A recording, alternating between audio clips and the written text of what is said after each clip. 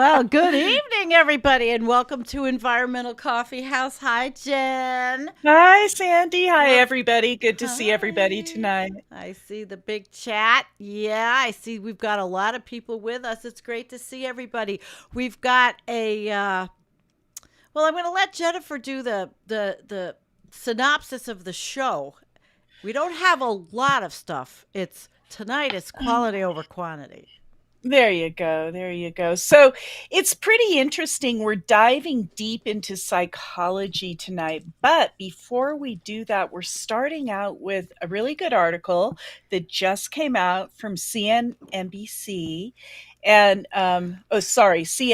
CNBC.com. And it is the return of El Nino could make the world even hotter, endangering a critical climate threshold. So this actually came out today. And Yep. then we've got a really big deep dive, a phrase we all have been using for at least a decade or more individually, I'm sure. Faster than expected. This is a really good longer piece by Jackson Damian. And faster than expected, why most climate scientists can't tell the truth in public. So, really good deep Hmm. dive as to why things are the way they are in the whole I climate. and I think you Yeah. guys are going to like this because really it's talking about it's science communication and why there's so much misinformation if we had the real information out there to begin with, right? So Yeah.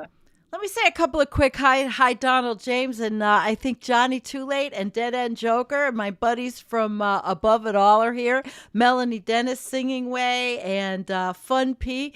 Wow, we got a good bunch of people. I hope you guys will enjoy what we read, and as Jennifer and I go through, we may discuss a couple of of things that we pull out from the article as we go, but we're pretty much ready.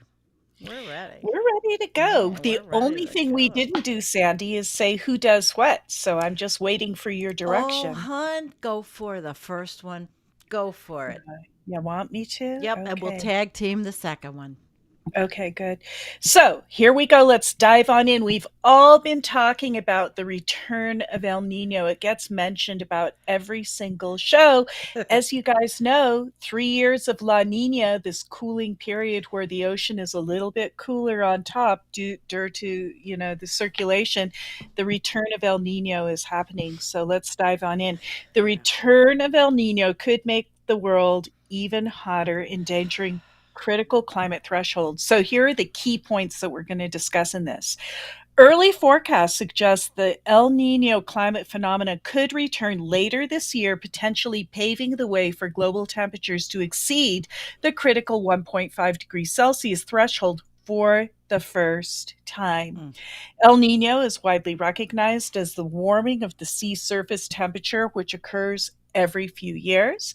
Expectations of El Nino's return follow a sustained period of La Nina, which generally lowers global temperature compared to normal years. Yeah, that's very interesting. Early forecasts suggest the El Nino climate phenomena could return later this year, potentially paving the way for global temperatures to exceed the critical 1.5 degrees Celsius threshold for the first time. The El Nino Southern Oscillation System is composed of El Nino and La Nina, two opposite states of fluctuation in the Earth's climate system, which can have significant consequences on the weather, wildfires, ecosystems, and economies across the world.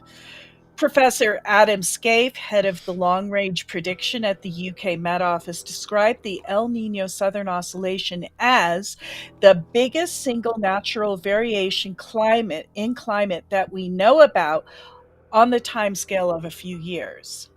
El Nino, or the little boy in Spanish, is widely recognized as the warming of the sea surface temperature, which occurs every few years. An El Nino event is declared when sea temperatures in the tropical Eastern Pacific rise zero point 0.5 degrees Celsius above the long term average. Expectations of El Nino's return follow a sustained period of La Nina, which generally has the effect of lowering global temperatures compared to normal years. The last 8 years have been recorded as the 8 warmest years on record, despite La Nina conditions persisting for a third successive year in 2022. The warmest year ever recorded, 2016, started off with a powerful El Nino that helped to boost global temperatures. And this is a quote from Adam Scaife. It is possible that if we get a large El Nino, we're going to get very close, and it could be the first year above 1.5 degrees. The effects of El Nino tend to peak during December, but the impact typically takes time to spread across the globe. This lagged effect is why forecasters believe 2024 could be the first year that humanity surpasses 1.5 degrees Celsius. Quote, the biggest question then is what will happen towards the end of the year? Scaife told CNBC via telephone. We don't know the answer to that question yet. It's a bit early to say, but the current chances are, I would say, between 60 and 70% for an El Nino event in the coming year. It is possible that if we get a large El Nino, we're going to get very close. It could be the first year above 1.5 degrees.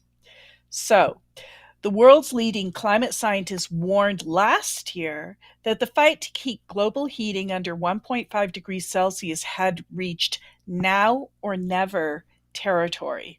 Climate prediction centers have since said there is a 50-50 chance of overshooting 1.5 degrees Celsius in the coming years. The 1.5 degrees Celsius threshold is the aspirational goal global temperature limit set in the landmark 2015 Paris Agreement. Its importance is widely recognized because so-called tipping points become more likely beyond this level. Tipping points are thresholds at which small changes can lead to dramatic shifts in the Earth's entire life support system.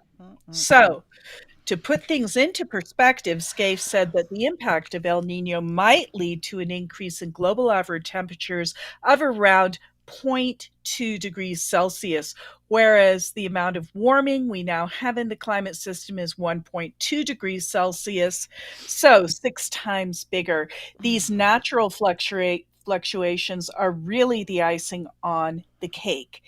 Quote, there is this massive underlying warming due to climate change. What we're saying is the first year above 1.5 will likely be an El Nino year, as we've been saying, right? Because that's the year when it gets topped up with a bit of extra natural warming. El Nino impacts. Scaife said that the Met Office forecasts indicate the Pacific is currently experiencing temperatures of about 0.5 degrees Celsius below normal levels. So that's because of the La Nina, right? A neutral episode could then give way to El Nino conditions of 0.5 degrees Celsius above the normal baseline by June or July of this year. Very often in spring, there is something we call the spring barrier in terms of predictability of the El Nino phenomenon. Eagle Case, the scientific leader of the National Center for Climate Research in Denmark, told CNBC via telephone, the so-called spring barrier underlies the uncertainty in the outlook for the El Nino Southern Oscillation. In the first 6 months of the year, we are not yet past that barrier. Once we are beyond it, that means maybe in late April or May, then the forecasts become more certain. Asked about the prospect of global temperatures surpassing the 1.5 degree threshold next year, Case replied, that's a possibility indeed. We cannot yet say how warm this El Nino will be, and that will actually determine very much if we will likely beat the record and the 1.5 degree temperature limit. It is important to mention that there are a lot of weather and climate phenomena associated with El Nino, which are far away. El Nino episodes can have a significant impact on weather conditions worldwide. For instance, in the northern areas of South America are likely to experience reduced rainfall and incur an increased risk of fires and droughts. Indonesia Just love could be drier than average as rainfall moves out to the Pacific Ocean, increasing the risk of wildfires. Meanwhile, drier conditions in the eastern Australia could increase the risk of drought. Quote, to me, the big story is really that we have had so high temperatures in the last 3 years while we had the La Nina. How much extra will come if we have a strong El Nino later this year? That is, of course, also interesting. But the amazing thing is that we have had these very high temperatures globally over the last 3 years. And that is that, Sandy. And that was CNBC. And the pictures there was. Do you think? Yeah, that What was do you think? Do you think these three even read this article? I'm sorry, but do you? and then probably not. and then yeah. It's just I'm just okay. It folds in with the next thing we're doing, really, because it's science communication. So CNBC just laid out a very scientific article that a lot of people won't understand, and their eyes will glaze over and they won't read it. And the only people that read CNBC that will want to understand it are the actuaries and the insurance companies because it affects their bottom Oh, line, no kidding. right? Affects their bottom line. All right. Yeah. So I just want to say hi to a couple of people, Obsolete Optics and Reflect the Sun, Astrologer, Climate Witness. Hello. And I saw Retro Boomer was here. It was great to see you. And Poppy Davis and ACAB and Trish Kaiser. It's a BB, but nice. And Retro Boomer, you're watching on Twitch, which is great. Yay! If I could find the applause, I'll give you the applause because you are he's watching on Twitch. That's great. We're just trying to expand the voice. Trying to expand the voice. Okay, so now we've got Jackson Damian, and I'm just going to go quickly to who he is and about him.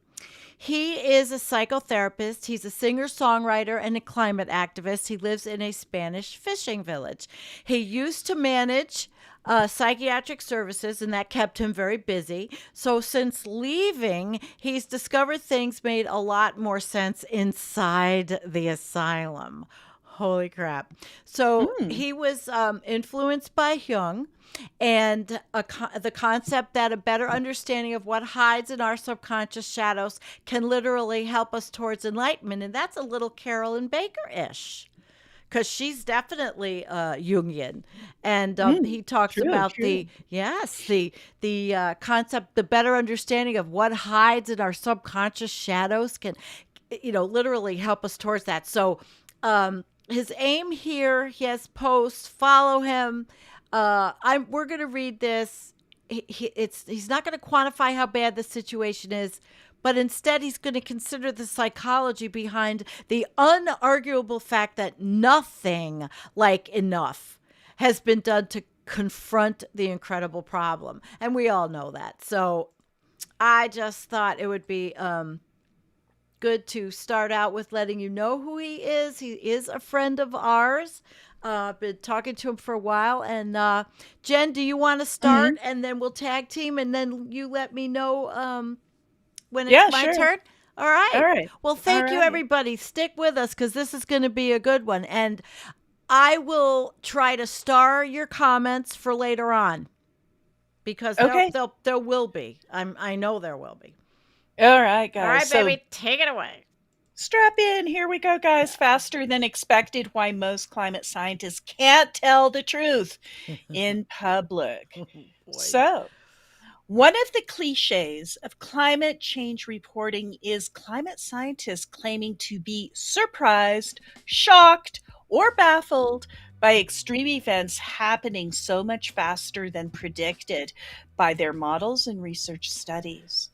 These consistent underestimations are often explained by their cautious approach, which sounds reasonable till you realize this has the International Panel on Climate Change, IPCC, whose role is to advise humanity on the seriousness of the climate crisis, to get their advice consistently wrong.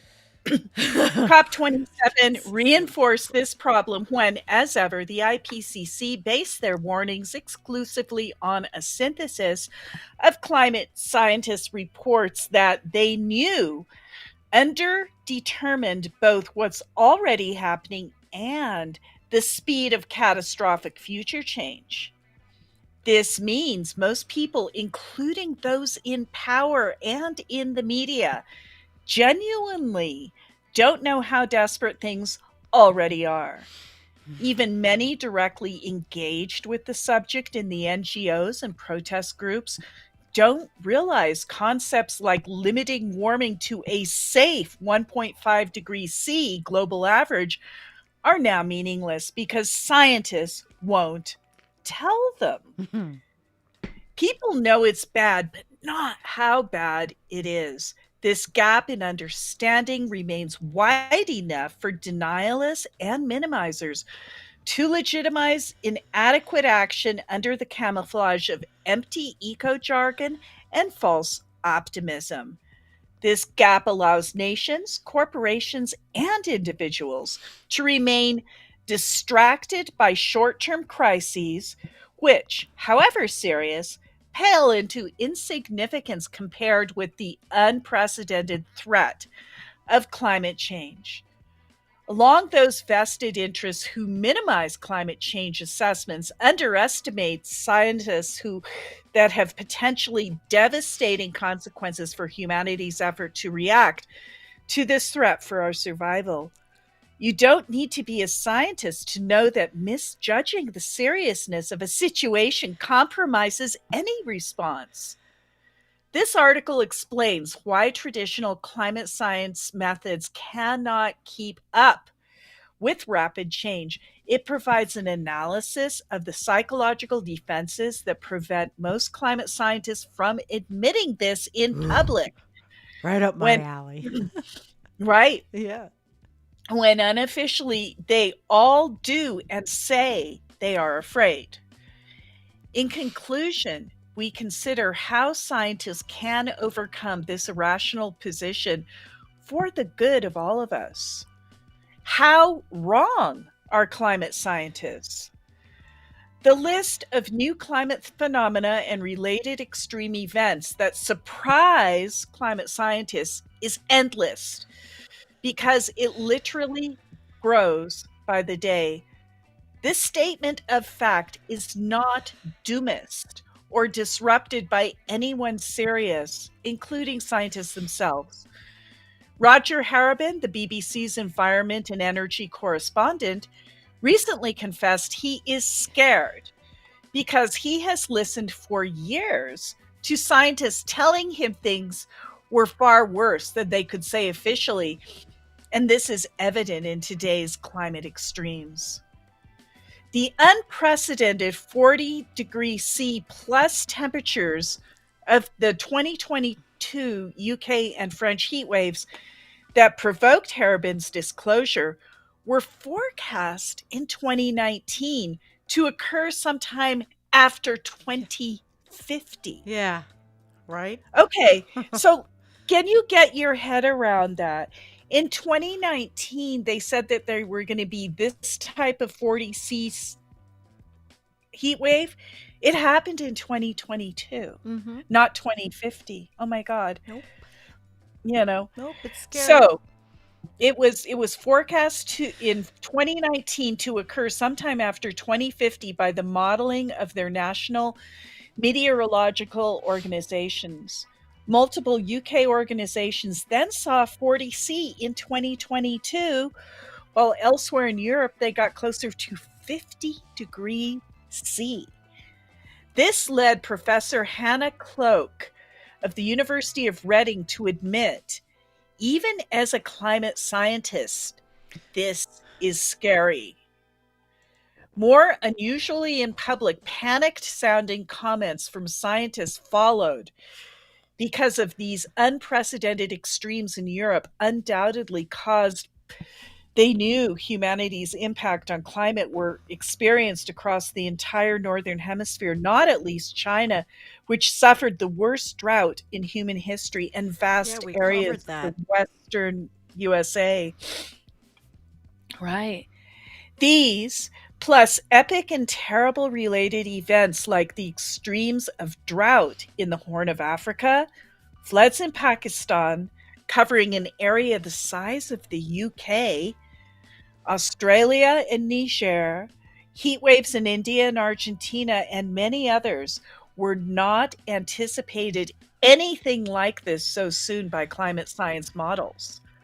Worse, this was nothing new, recent history records an accelerating number of similar phenomena, including the 2021 heat domes in British Columbia and elsewhere, predicted to occur only every 10 years after global average temperatures increase by 2°C, i.e., sometime after After 2050. 2050.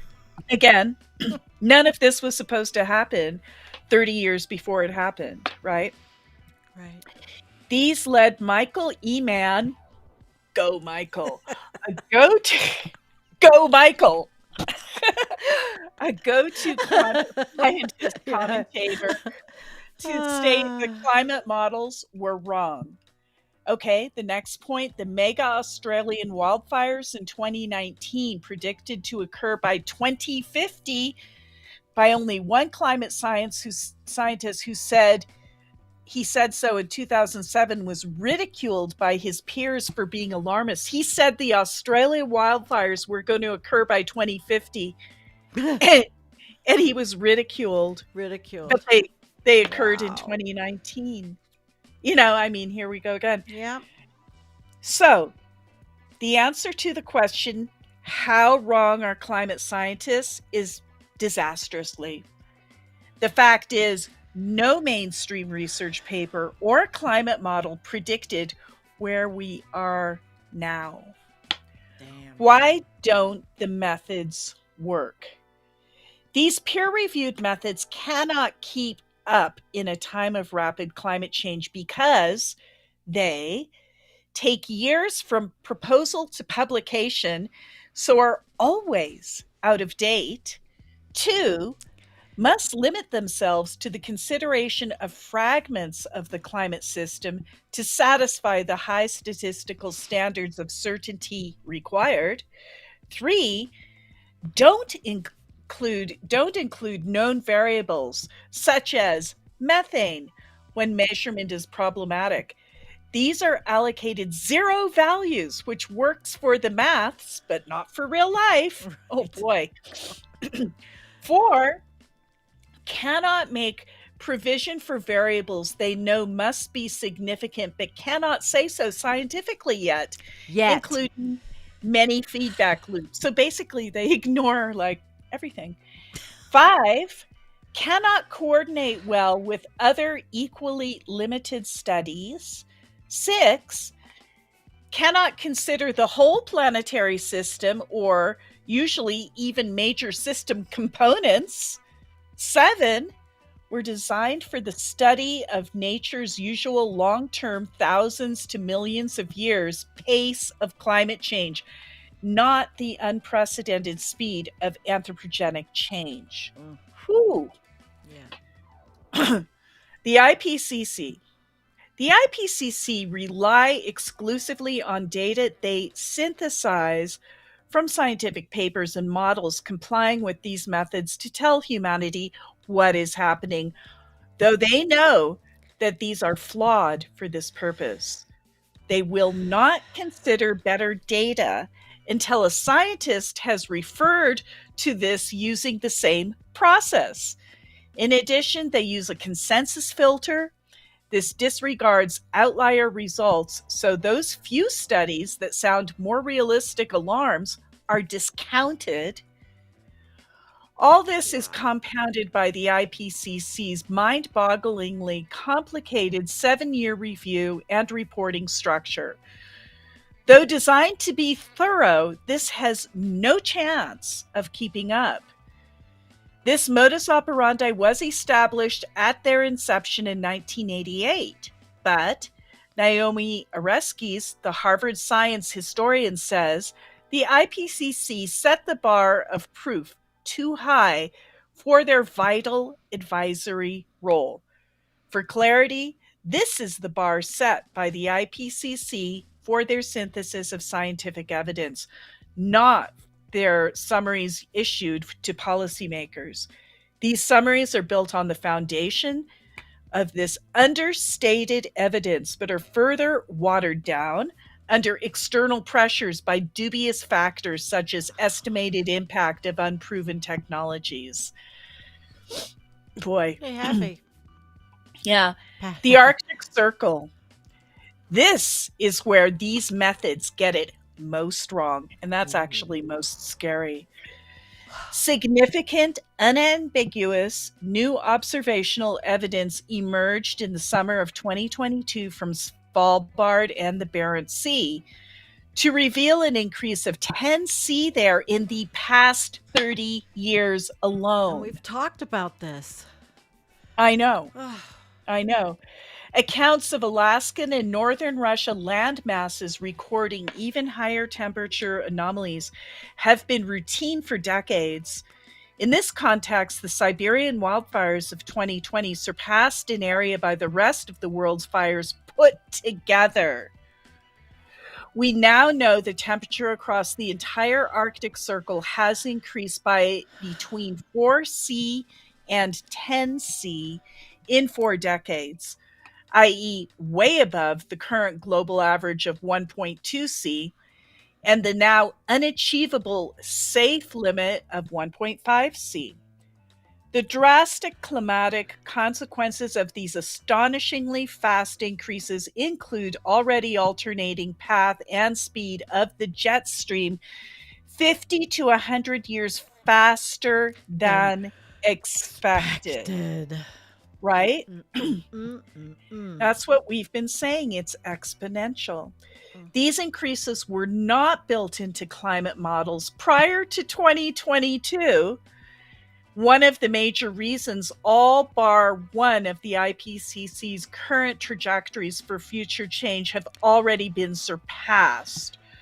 Additional incorrect assumptions are regularly highlighted. A December 2022 study indicates the rate of melt of Greenland's glacier fronts has been significantly underestimated in the models due to erroneous comparisons with the events in Antarctica. Unbelievable.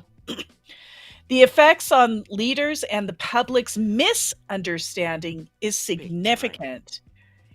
At the time of writing, on the back of the summer temperature extremes of 2022, 2/3 of the landmass of the USA is in the grip of a fast winter storm, while much of Europe experiences an unprecedented winter heat wave. Any climate scientist informally will say that these events must be related to climate change caused by human activity, but they won't say so publicly because their methods cannot show this yet. So in the media report, the cause is the subject to scientific debate, creating a false impression of uncertainty and reducing warranted alarm. We see similar misguided misreporting in relation to changes in the other climate elements, including ocean temperatures, deep ocean currents, Antarctica, glacier retreat, and biodiversity loss. Another cliche of climate reporting is the surprise expressed at so many extreme events happening at only 1.2°C. But given what's actually happened in the Arctic Circle and elsewhere, as opposed to what models predicted, it's no surprise at all. Do you want to take it, Sandy? All right, let me get my screen together here. It's no surprise at all. Well, they do know. So why can't climate scientists tell us? This is where psychology comes into it. Climate scientists are extremely clever people, but they're human and as vulnerable to subconscious needs and fears as the rest of us. They do know. It is worth reiterating that these highly educated professionals do know everything outlined above to be true. They know every new live observation and better quality study or model shows this. And it isn't only Roger Harabin with his significant sample size who says so. No, the problem is also well illustrated by the fiasco of the 1.5 average limit, which at COP 22nd, doesn't matter, right? 27th, using their methodology, the IPCC still declared realistic in spite now of the fact that in 2022, the UN's own environmental program declared that there was no credible path to limiting warming to 1.5 C, that the journal Nature broadly surveyed climate scientists and ecologists on the average global temperature rise by 2100. 96% said it would be higher than 1.5 C, and 60% said it would be 3 C or more. An event at the University of East Anglia asked 60 climate scientists whether 1.5 was still alive. 100% said no. But because most climate scientists will not say so in public, they enable COP22 virtually all media outlets and influential figures like Sir David Attenborough to keep misrepresenting reality. So all the while, everyone agrees every fraction of a degree beyond 1.5 C of warming represents exponentially worse consequences for humanity, and more than 3 C would be unsurvivable. I mean, he's like, Jennifer, he's almost doing synopsis of all the stuff we've been talking about for how many years. And I know that's because we all travel in the same circles. We're in the same circles. So scientists, nonetheless, they repress the fact that all this points to an urgent need to change their behaviors to allow them to report live what they know is actually happening. This representation repression process, is automatic. It is a subconscious psychological defense mechanism activated in the response to the perceived threat that changing their ways of working represents. The superficial element of this threat is to their basic needs. Climate scientists in general are not motivated by material gain. No, they're not, but they still need to eat. All of them, from the most junior to the most contributing work to the IPCC, simply cannot vary from these prescribed scientific methods in their activities. If they do, their work won't be accepted. More significant for climate scientists, however, is the profound psychological importance to them of their professional standing. This is fundamental to their sense of themselves. We might say their egos identify with this.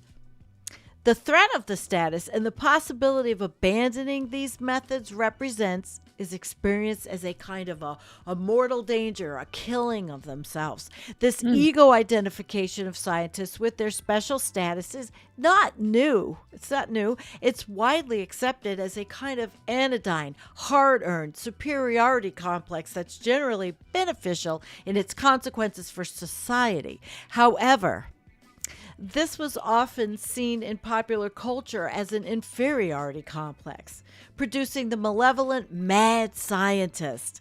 But in the era of advanced technology, the isolated nerd archetype has emerged from this shadow to enjoy elevated status and influence. I love this part. The tendency towards social awkwardness of many in the group is also affectionately portrayed in shows like The Big Bang Theory. So, the stereotypical nerdy scientists, and now they're being put on the front stage is what he's saying. But most scientists still feel psychologically different.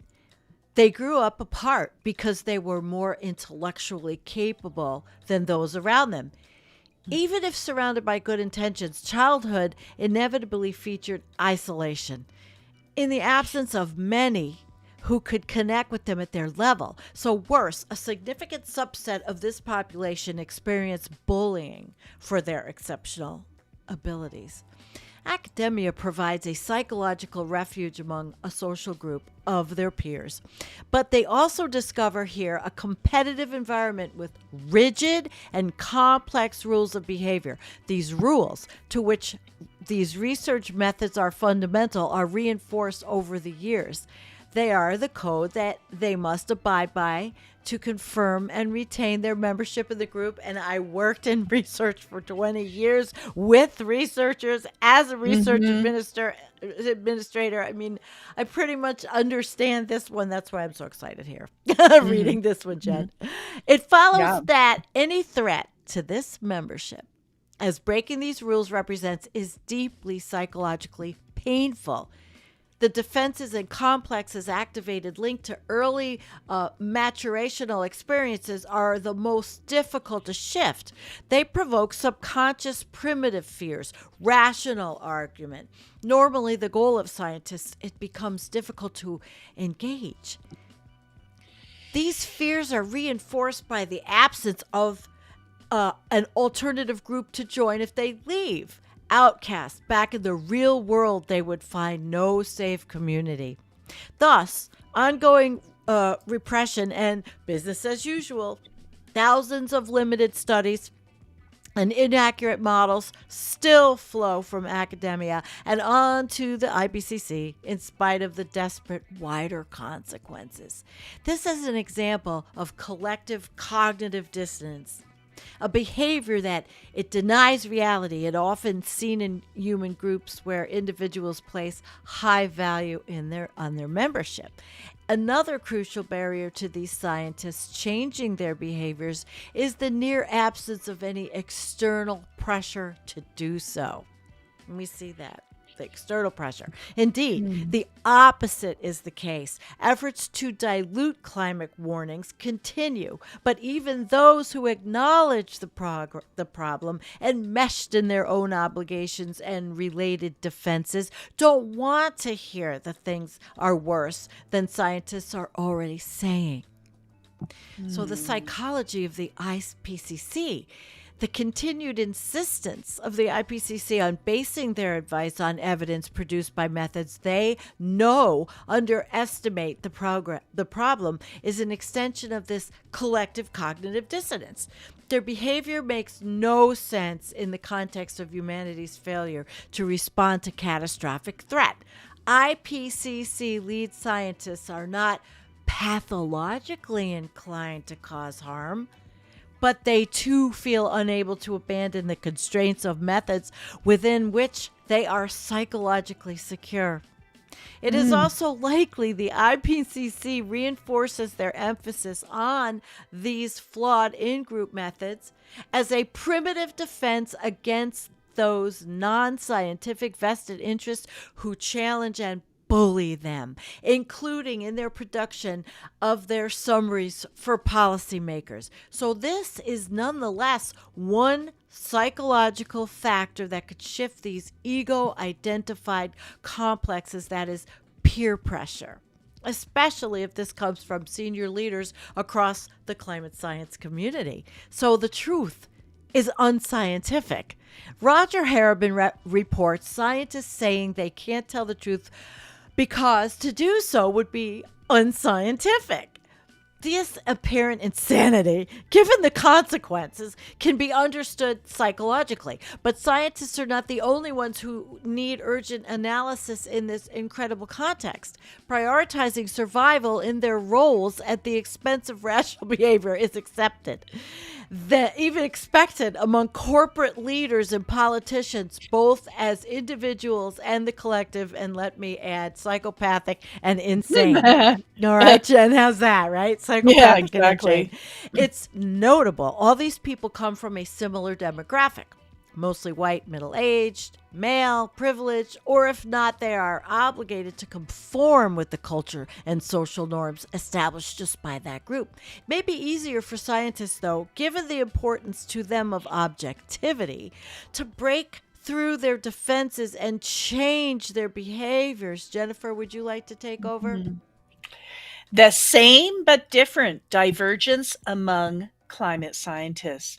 The climate science community, like the science itself, is many faceted and includes specialists in atmospheric studies, fluid dynamics, meteorology, geosciences, and others, as well as climatologists.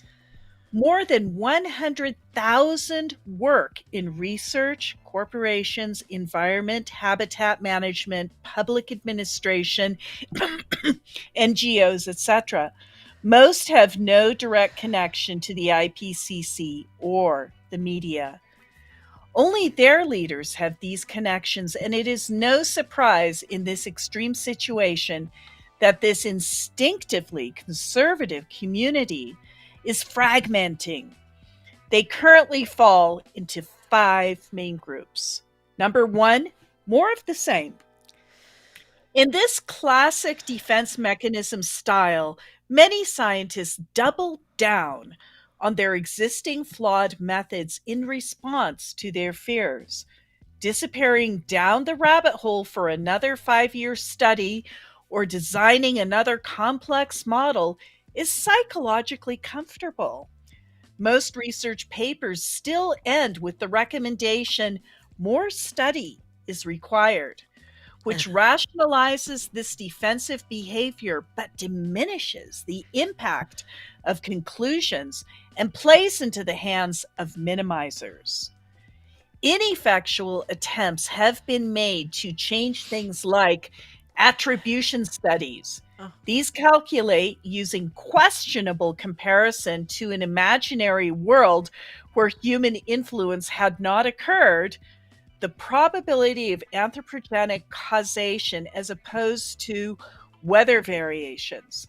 Their findings are published faster than standard studies, but still cause delays of many months and even then are not conclusive. Thus, the summer of 2022 droughts were reported in January 2023 to have been calculated by the UK Met Office as 160 times more likely to have been caused by climate change, when any scientist would have said informally when they were happening that there was no chance it was anything else. Others produce ludicrous individual event estimates like 1,000 times more. Anything to avoid a declaration of certainty at a time of the event, because this is not allowed by the scientific method. Such convoluted compromises only make sense within the climate science community where adherence to the rules is sacrosanct, even though they know that these will cause delay in communication and misunderstanding elsewhere. Number 2, more of the same, but magically better. Can we have a magical sound? Oh, where's my magical sound? Let's have a magical sound. Is it coming? I don't know. Wait, I gotta No, shut that no one magical sound. More of the same, but magically better. Yes. We got Magically it. better. Magically better. Magically delicious. Senior climate scientist and Oxford professor Tim Palmer told Roger Harabin, "It's impossible to say how much of an emergency we are in because we don't have the tools to answer the question. Former Met Office chief scientist Professor Dame Julia Slingo told BBC News in 2021, "We should be alarmed because the IPCC climate computer models are just not good enough." She went on, "We need an international center like that at CERN with expensive new mega computers to deliver the quantum leap to climate models that capture the fundamental physics that drive extremes." Such computers, everyone knows, would take years to develop, time humanity does not have, and could never anyway be mega enough to keep up. It is difficult to imagine clearer cases of bad workmen blaming their tools, not least as they design the tools themselves. But it's not that a Professor Dame or an Oxford professor can't see the wood for the trees. It's that they are the trees. Most climate scientists still live deep in this area of the forest of their own creation. Their irrational obsession with improving scientific methods as response to the problem clearly links their subconsciously driven resistance to saying anything in public without reference to these. They're looking for justification within the rules of their community to speak out, as they know they should. Off the record, Tim and Julia and the rest say it's 100% certain humanity caused this unprecedented climate mayhem, and using their powerful brains instead of their limited models, they can give an accurate idea of what's coming next. Number 3, ongoing denial. A small group of hardliners still refuses to look beyond the conclusions derived within the parameters of individual studies and models. They disregard the fact these and the big picture the IPCC obtains by considering them together cannot tell us what's actually going on. For them, if something can't be proved by their own methods, it's not happening. Thus, many refuse to accept jet streams had inevitably shifted because of the relative speed of Arctic warming, because their models could not yet demonstrate this. Their peer-reviewed work was published in this incredible journals, even when other scientists like Jennifer Francis pointed out obvious flaws, such as their inability to include the impact of warming of the land masses across the Arctic Circle. This purist group were quieted by the observations and the events of 2022, but they remain influential. Crucially, the IPCC itself belongs here, as they continue to reference only data from the studies and models which they know cannot reflect reality. Do you want me to go? Yeah. All right. Underestimation to avoid panic. Some scientists attempt to rationalize underestimation by claiming this avoids the paralysis the resultant panic would provoke. This, psychologically speaking, is nonsense. History tells us the mass freeze response they allude to will not be provoked by credible experts telling the truth. Not telling people, however, does risk confusion, paralysis, and no meaningful action, which is what has played out. These scientists collude with the stubborn optimists in public life. People like the UN's Christiana Figueres, who advocate maintaining a belief in things getting better, even when they look bleak, which sounds okay, but has led to magical thinking, and I can find it again, right? Such as faith in non-viable techno solutions and the untenable insistence on keeping 1.5 alive. Sounds like a soda commercial. Yeah. Do you want a 1.5? How about one? Let's have a 1.5. The group Mm. includes public-facing scientists like Catherine Hayhoe and Michael Mhm. Mann, popular because they say what people want to hear. Mann now acknowledges there has been no meaningful action.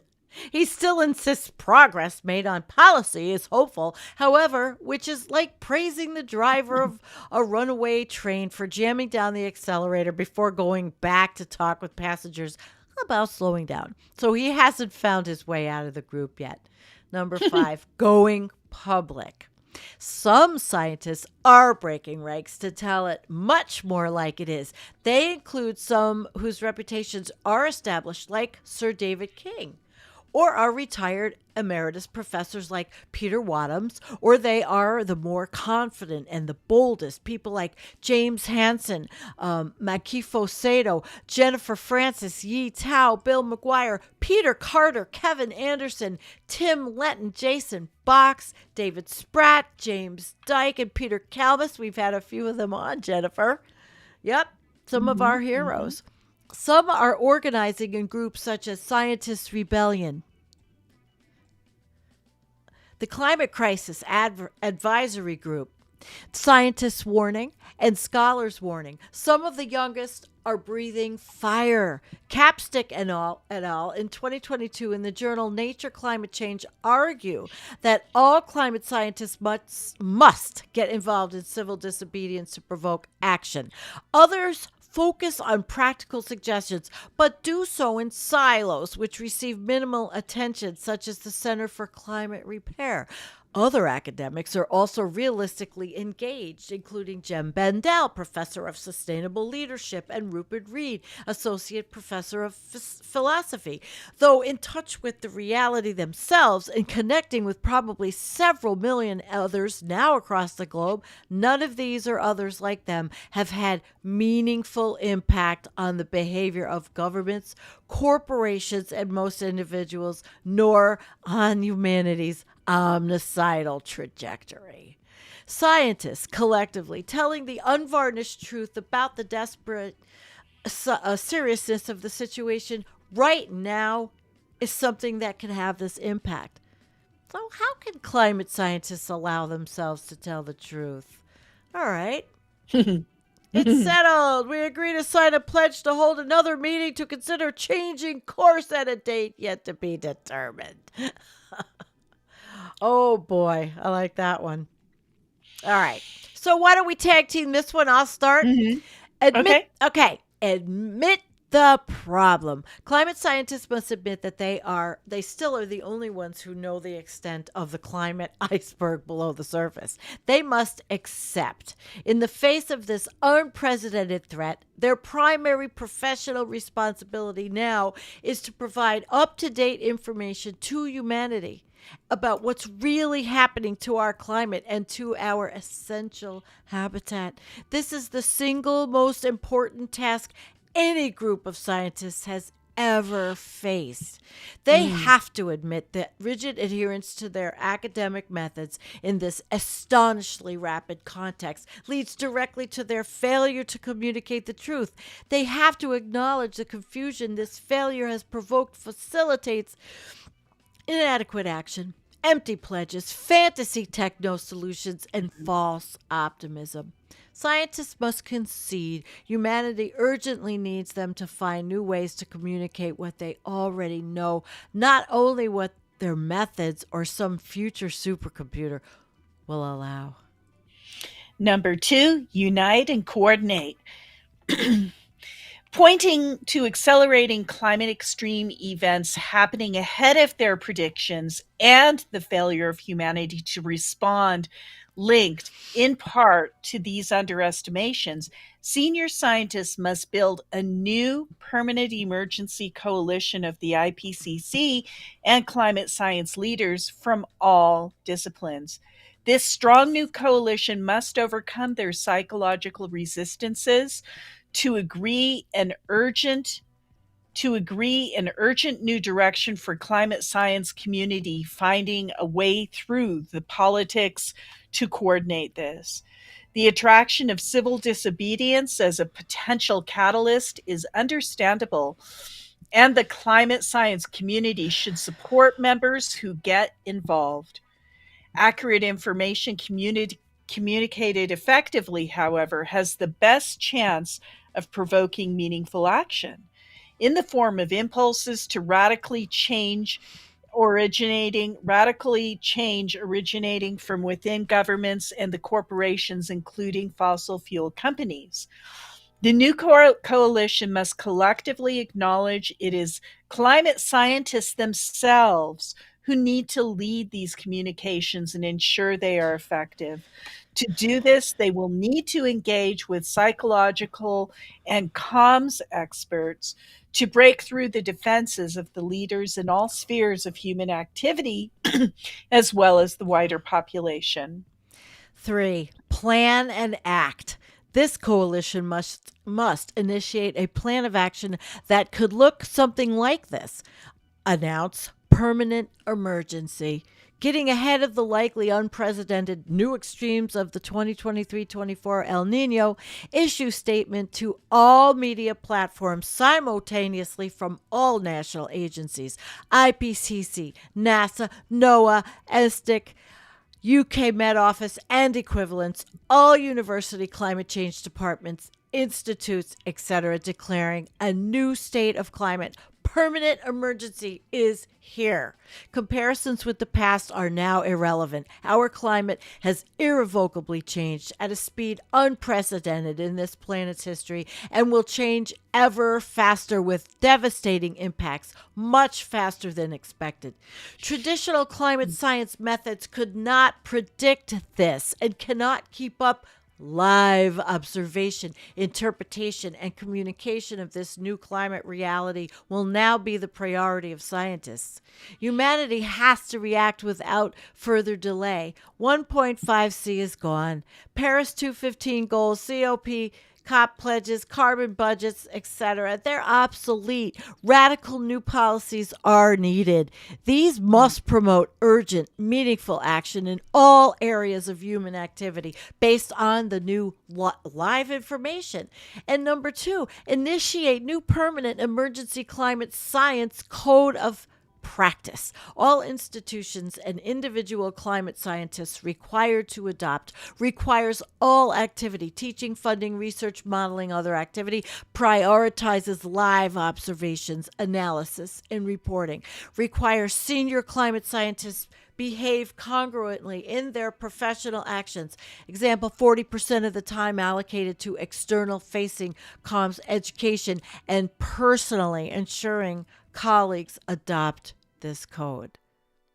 Jen, you want me to continue?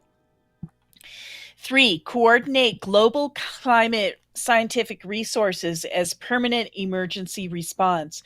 Create the set 24/7 climate network of climate hubs based on existing institutions with primary purpose of live analysis of weather climate events, probable future events, and related parameters.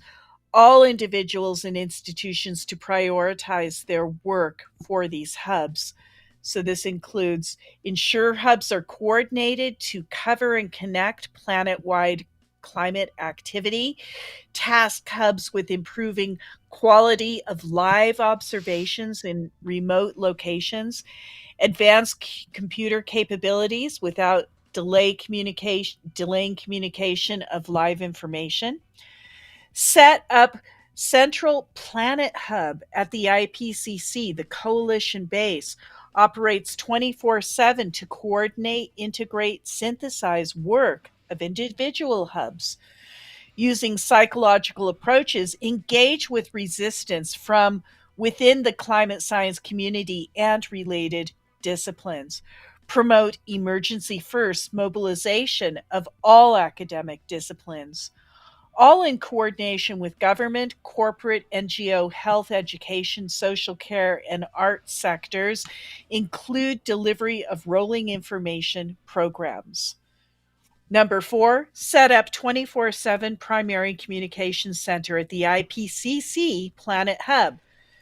This provides rolling analysis in planet-wide report, continuously synthesizes and translates technical work of individual hubs into accessible language, replaces a 7-year reporting cycle, proactively engages with psychological resistance leaders and the wider public to ensure effective communications, supervises parallel reciprocal communication functions in all climate hubs, engages and trains media friendly scientists, targets rolling comms and education programs for all media platforms, and eradicates misconceptions and replaces with accurate narrative.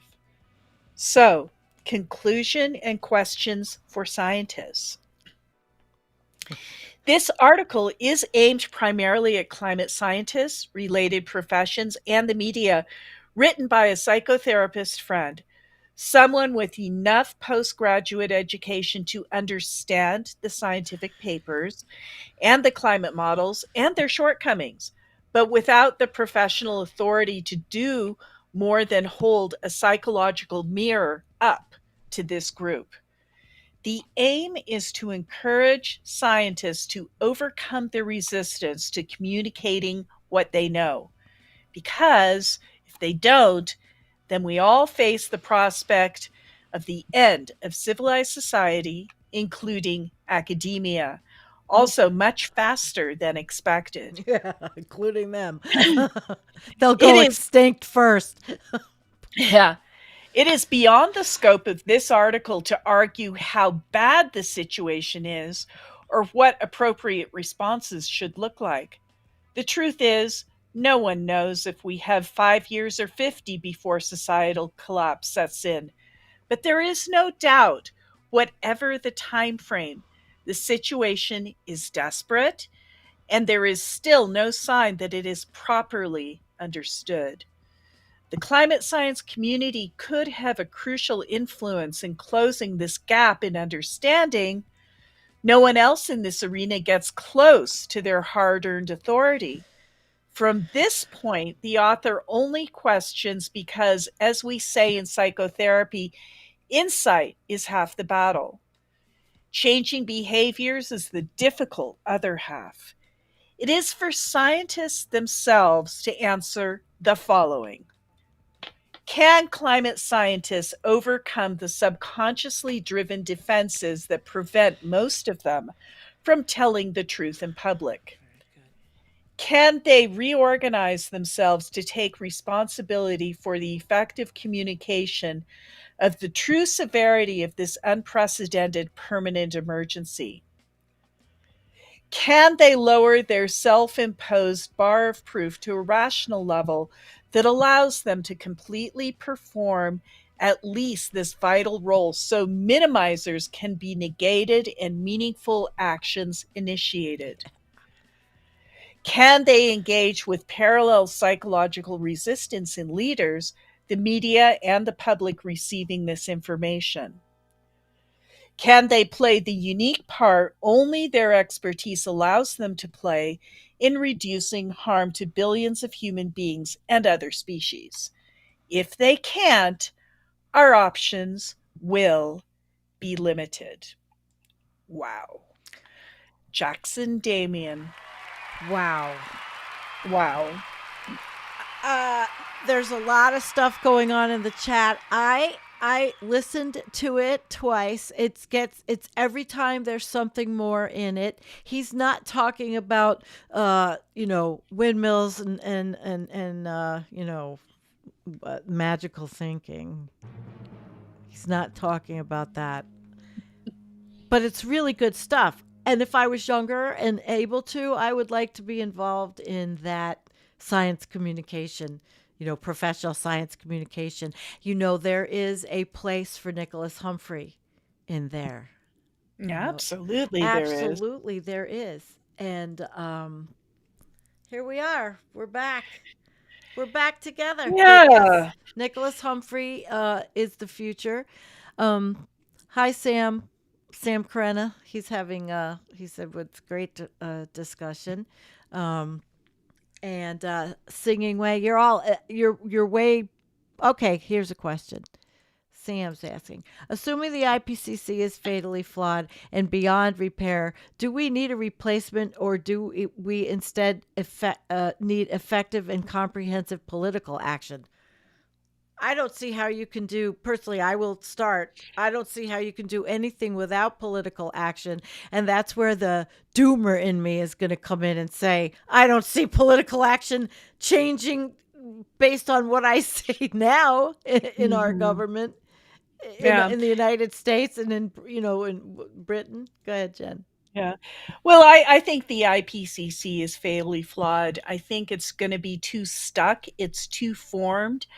I don't think that they want to change, and I don't think that they could change from the inside because that's not who they are. It does occur to me that something else has to be done because the IPCC, for all the reasons that we've just covered, is unable to contend with this situation in a timely Unable. way. Yep. No. So I don't know what the answer is, but I don't think it's going to come from within the IPCC. Well, and again, he asked politically, so I'm also I'm at a I don't know, anybody from other countries, want to give us something um where you're from. Do you see changes? Sam says Biden can declare a climate emergency and use his powers to combat climate change if we could get him to. Well, They he I don't he think they could. believe it's that bad. That's the He thing. I could, but and they did have some climate measures in that big bill. But on the other hand, they just opened up that Willow oil and that was Biden who did it. So, Yeah. I just don't think that Well, Biden can be that person. he's not going to He be that person. He's he old can't be that school, and they person. don't realize, they're in denial. And they're in denial that it's so bad, you know. So,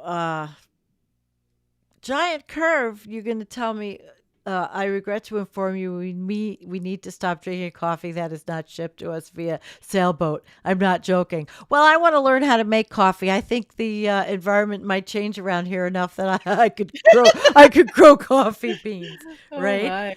All right. Who else has questions? Dwayne. Hi, Dwayne. Wait. Go slower. I don't know how to make this go slower. Is Sam Crana actually George Santos? Not at The best. all. I would not compare the 2 It's the even best kept remotely. secret. Oh, that was really funny, Dwayne. That was great. Thank you. Yeah, that was great. Absolutely. All right, let's see, guys. We have been an hour and 9 minutes. Let me see. Are there any do you think we are here now? Where, when, and with whom? What is faith? Who Sam orchestrated? Perret is pretty funny tonight, I must say. Hi, Patricia He's Smith. very Why do you funny. think He's we very are here verbal. now? Where, when, and with whom? What is faith? Who orchestrated it all? The bigger picture is much bigger than any of us could fathom. Patricia, you're probably right there. The bigger picture. Mm. Yes, yes, yes. Anybody have any questions? And yes, thanks for joining us, George Santos. Oh my God. So, Jen, do you think that Yeah. we can get it changed? Do you think that there's any political will out there to believe that the climate emergency is real? And Well, I think still people are so embedded in their 5 stages of grief, right? That they haven't really kind of contended with it. They're still reacting, they're still bargaining, they're still doing all the things they do before they get to this is actually what's happening. And even if we did, can we change what we see happening? Can we change tipping points that have already been crossed? It's a lot of yeah. damage that's been done. So, um, I'm not going to give you any hopium on it. Giant Curve, uh, does Jackson Damian have anything constructive for these scientists to do after they loudly proclaim we have big problems? Perhaps that's the next article. Perhaps Mm. because he's just started on Medium. Perhaps that's something we could start thinking about. Why don't we all think about, okay, you get people to buy in and understand and believe what's next? Disaster management, basically. Disaster management. Oh, here's a comedian. Here's a comedian. Is there a son of Sam Carena? That was a good one. Yeah, I remember Oh my that God. Some of Sam. That's Oh, not a good reference. Earl, we didn't do a flush. All right, guys. I think we should flush I think down. we should flush down the mental state of all these people that can't tell the truth. That's what I think.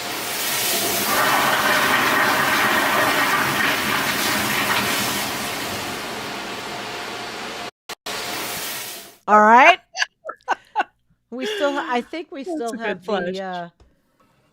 the background one too. So Earl, you got two flushes. You got the visual and the audio. How's that?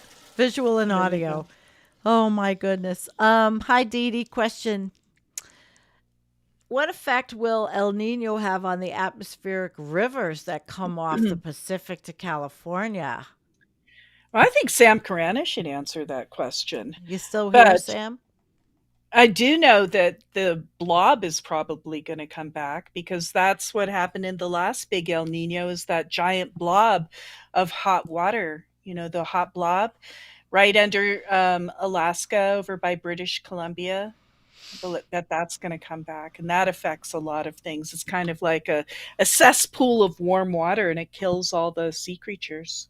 Mm, So mm, that's going to mm, be an mm. effect of the El Nino. Now, the atmospheric rivers, I don't know. I guess I'm not an expert. We're going to bring when he has time, Nicholas Humphrey on. So we're going to talk to him. So save your questions. I'll write to him and ask him to come on. Save your meteorological, El Nino, weather, jet stream questions.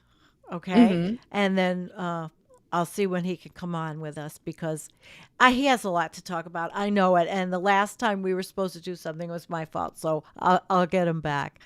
All right, we've got a lot of people in here. Does anybody oh, obsolete optics. I love the new visual flush. It really shows how COVID could spread. Yeah, but does COVID spread A lot of through nasty things can spread through from the toilet bowls? yes because of all the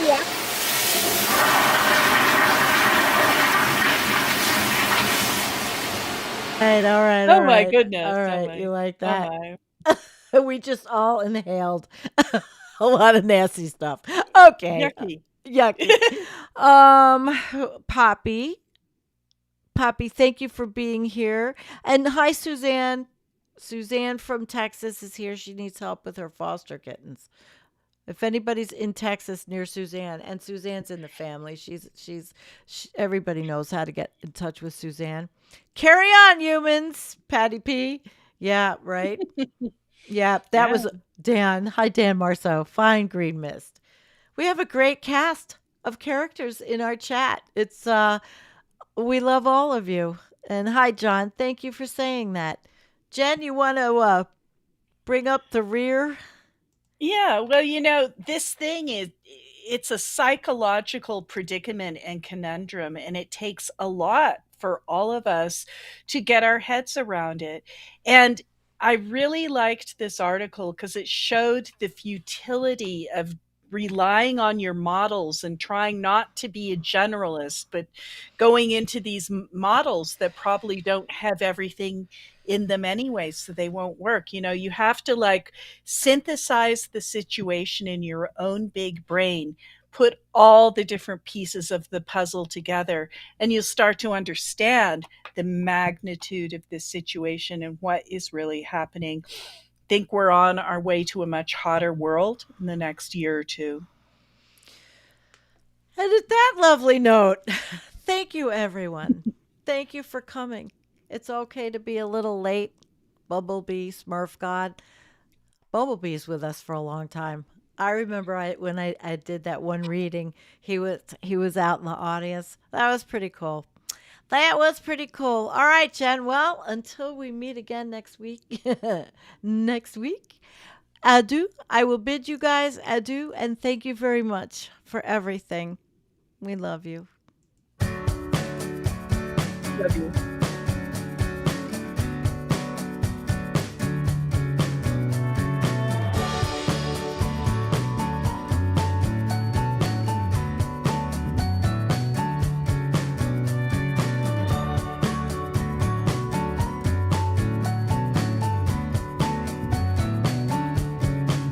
Thank you, Kim, for being such a great moderator.